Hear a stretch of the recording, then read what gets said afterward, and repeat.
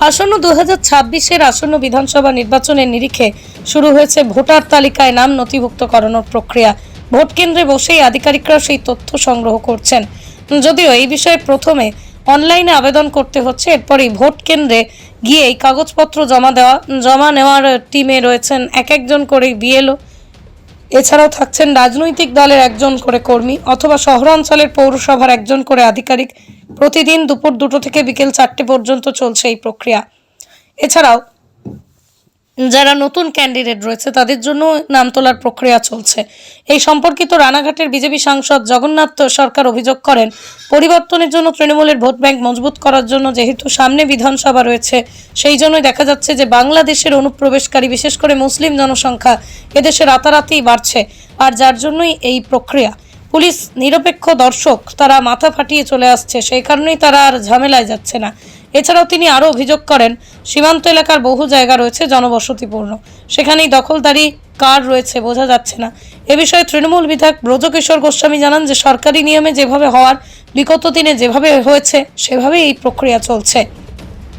এক কথায় 26-এর বিধানসভা ভোটের আগেই বলা চলে প্রস্তুতি শুরু হয়ে গেল। সাংসদ জগন্নাথ সরকারের পুলিশ এবং রাজ্য সরকারের বিরুদ্ধে অভিযোগের প্রসঙ্গে তিনি বলেন, অনুপ্রবেশকারীরা ঢুকছে, তার মানে বিএসএফ ব্যর্থ হচ্ছে। বিএসএফ ব্যর্থ হলে সেখানে স্বরাষ্ট্রমন্ত্রী অমিত শাহ কি করছেন? একটা কথা আমি বলে রাখি, বয়সে প্রবীণ সাংসদ তিনি, সারা ভারতবর্ষেই সমস্যা রয়েছে, শুধু বাংলা নিয়ে নয়। উনি কি নর্থ ইস্টের কথা ভুলে গেছেন? উনি কি অরুণাচল ভুলে গেছেন? খুবই হাস্যকর কথা। পৃথিবীর 3 ভাগ জল 1 ভাগ স্থল, তাই পানীয় জলের অভাব নেই। কিন্তু বিশুদ্ধ পানীয় জল একটাই, বৃষ্টি অ্যাকোয়া। প্রতি ফোঁটায় আনে তৃপ্তি, মেটায় তেষ্টা। বৃষ্টি অ্যাকোয়া, বিশুদ্ধ পানীয় জল। পশ্চিমবাংলার জনচরিত্র পরিবর্তনের জন্য তৃণমূলের ভোট ব্যাংক মজবুত করার জন্য, যেহেতু সামনে বিধানসভা নির্বাচন আছে, সেই জন্য দেখা যাচ্ছে যে বাংলাদেশের অনুপ্রবেশকারী, বিশেষ করে মুসলিম জনসংখ্যা এদেশে এসে রাতারাতি তারা সরকারি সহায়তায় আধার ভোটার করে নিয়ে তারা নাম তুলে নিচ্ছে। ইতিমধ্যেই ভোটার তালিকায় নাম সংশোধনী শুরু হয়ে গেছে এবং দেখা যাচ্ছে যে বিশেষ করে সংখ্যাগরিষ্ঠ হিন্দুরা যেখানে সংখ্যালঘু, সেখান থেকে হিন্দু শূন্য করার পরিকল্পনা চলছে। এটা সরকারি মদতে চলছে। পুলিশ দর্শক মাত্র। মুর্শিদাবাদের বেলডাঙ্গা থেকে শুরু করে বিভিন্ন জায়গায়, নদিয়া জেলার চাপড়া থানা, মালদা, বিভিন্ন জায়গায় এই প্ল্যান চলছে ভোটের আগে যাতে হিন্দু শূন্য করে বিধানসভাগুলো তৃণমূল জিততে পারে, তার এক গভীর ষড়যন্ত্র শুরু হয়েছে।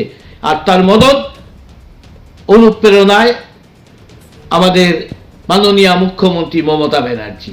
পুলিশ নিরপেক্ষ দর্শক, তারা মাথা ফাটিয়ে চলে আসছে, সেই জন্য তারা ঝামেলায় যাচ্ছে না। একের পর এক মন্দির ভাঙা হচ্ছে, সেখানে দেখা যাচ্ছে যে মারধর হচ্ছে, কেটে ফেলা হচ্ছে, চলছে।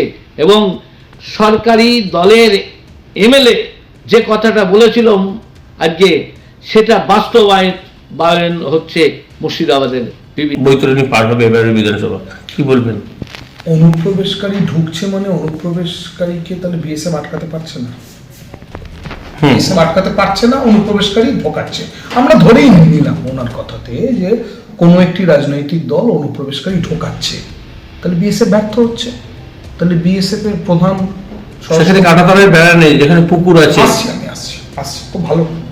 তাহলে প্রথম কথা হচ্ছে, তাহলে বিএসএফ যদি ব্যর্থ হয় তাহলে স্বরাষ্ট্রমন্ত্রী অমিত শাহ কি করছেন?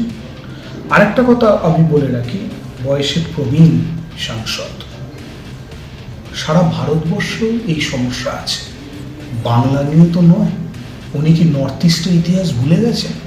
উনি কি অরুণাচল ভুলে গেছেন?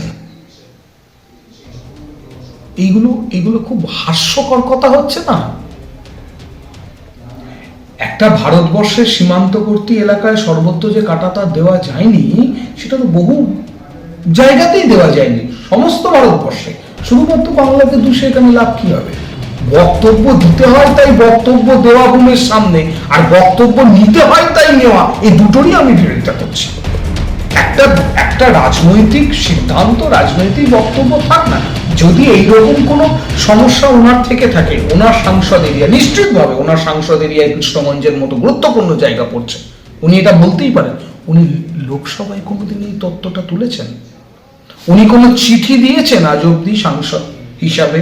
ওনার সাংসদ, ওনার দলের স্বরাষ্ট্রমন্ত্রীকে চিঠি দিয়েছেন? যদি থাকে সেই কপিটা একটু দেখান না, যে আমি এত সালে এতবার বলেছি এই কথাগুলো, যে এটা দেওয়া হোক। বা রাজ্য সরকারকে অ্যাপিল করা হয়েছে সেন্ট্রালের থেকে, বা সেন্ট্রালের সঙ্গে রাজ্য সরকারের যে মিটিংটা হয়েছে, জমি যেখানে জটটা রয়েছে আমরা জানতে পারলাম। আমি একটা জমি জটের কথা জানি, সেটা হচ্ছে NH 34টা এখন চেঞ্জ হয়ে যখন 4 লেন হয়েছিল, তখন তো সবাই মিলে একসাথে বসে এই সমাধান সূত্র রফা বেরিয়েছিল। প্রণববাবু এটা করেছিলেন প্রথম, তার পরবর্তীকালে ভারতীয় জনতা পার্টির জামানাতে এই রাস্তা হয়েছে, অস্বীকার করে লাভ নেই। তা আমরা তো একসাথে করেছিলাম মানুষের স্বার্থে। উনি বলেছেন নাকি এটা আলোচনার টেবিল অব্দি গেছে, সেই সমস্ত একটু আপনাদের দেখাক না উনি, তাহলে তো আমরা বলতে পারবো। দেখুন, আমার শান্তিপুরে সীমান্ত নেই, আমি শান্তিপুরে লেভেলে, আমার শান্তিপুরে কোনো সীমান্তবর্তী নেই, ওনার এলাকায় সীমান্ত আছে না। উনি যেটা বলেছেন সেটা প্রমাণ উনি করবেন, আমি এটা বিল্ডার্স MMB ডিস্ট্রিবিউটর, নদিয়া জেলার সব থেকে বড় বিল্ডার্স মা মনুষা বিল্ডার্স, রড ও সিমেন্টের পাইকারি ও খুচরো বিক্রেতা। আমাদের ঠিকানা পদ্মবিলা ঠাকুরবাড়ি, চাকদা, নদিয়া। নদিয়ার সব থেকে বড় English medium school JRS public school, প্রায় 35 বিঘা জমির ওপর গড়ে উঠেছে বিশাল ক্যাম্পাস। নার্সারি থেকে শুরু করে উচ্চ মাধ্যমিক, ITI college, law college, BEd college, ভর্তি চলছে। JRS পাবলিক। আপনি কোথায় ইনভেস্ট করবেন, কেন করবেন বুঝতে পারছেন না তো? সঠিক গাইডলাইন পেতে আজই আসুন নদিয়ার চাকদাতে নিবেদিতা প্রাইভেট লিমিটেডে। Nivedita private limited, marketing and distribution service. Balcony বা সিঁড়ির রেলিং, মডিউলার কিচেন বা ড্রয়িং রুম, এক কথায় আপনার স্বপ্নের বাড়িকে করে তুলুন আরো সুন্দর। Chakdaha ply centre, gorgeous look বা কোয়ালিটি সবে 3 number 1 Chakdaha ply centre. Chakdaha ply centre, KBM, Chakdaha, Nadia. হোমওয়ার্কটা করেছো? হ্যাঁ স্যার। এ বাবা, ভুল করেছো কেন? চোখে কেমন ঝাপসা দেখছি, লিখতে আর পড়তে খুব সমস্যা হচ্ছে। চাকদার মডার্ন অপটিক্স থেকে ভালো চোখের ডাক্তার দেখিয়ে নাও। প্রতিদিন প্রকৃত চোখের ডাক্তার ও দৃষ্টি বিশেষজ্ঞ মডার্ন অপটিক্স, চাকদহে। রুম রে মাত্র 1500 টাকা থেকে স্টার, খাওয়া দাওয়া রিজনেবল প্রাইস। নদিয়ার একমাত্র 3 স্টার ক্যাটাগরি হোটেল NB সোনার বাংলা হোটেল, কল্যাণী এইমসের ঠিক উল্টো দিকে, কল্যাণী, নদিয়া।